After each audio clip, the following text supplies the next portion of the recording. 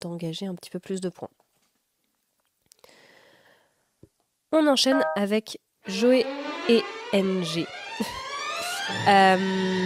pour la Malaisie.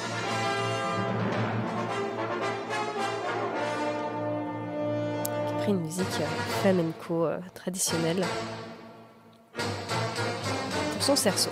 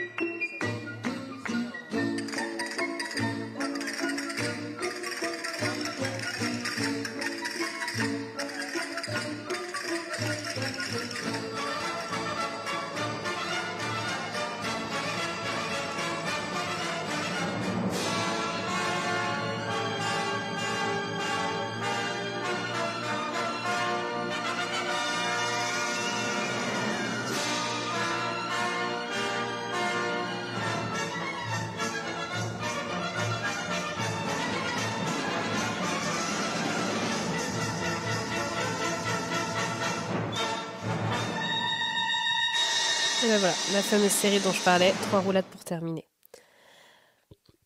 Le fait de faire 3 fois la même acrobatie rajoute 0,20 au risque de base. Ce qui permet d'avoir un petit bonus. Mais c'est une difficulté supplémentaire. Et qui a été très bien validée par la gymnaste de Malaisie.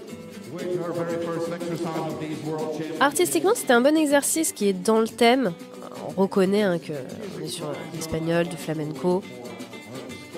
Et ce qu'on attend, la note artistique est prépondérante et les critères artistiques d'exécution sur ce championnat.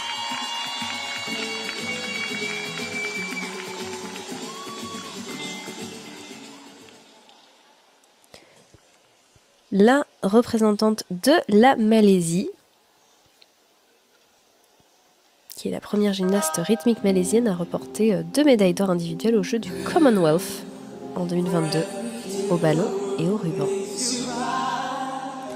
Elle a choisi la musique Proud, qui a représenté la Macédoine en 2019 à l'Eurovision.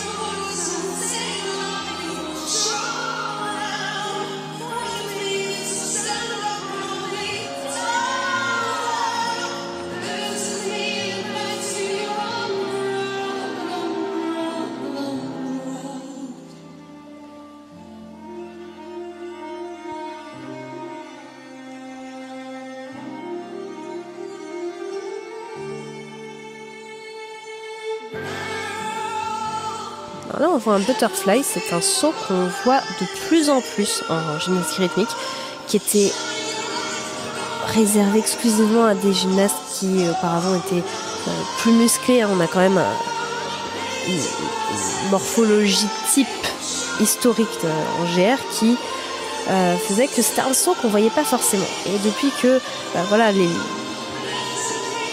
morphologies évoluent et qu'on en voit de plus en plus, on voit aussi beaucoup plus de butterfly, parce que c'est quand même un saut qui demande une explosivité, une musculature importante, et qui maintenant est réalisé même par d'ailleurs des gymnastes très fluettes.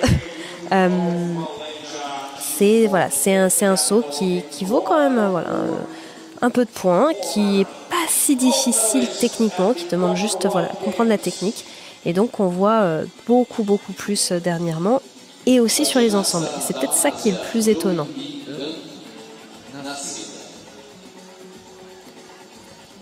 Alors c'est une gymnaste qui veut devenir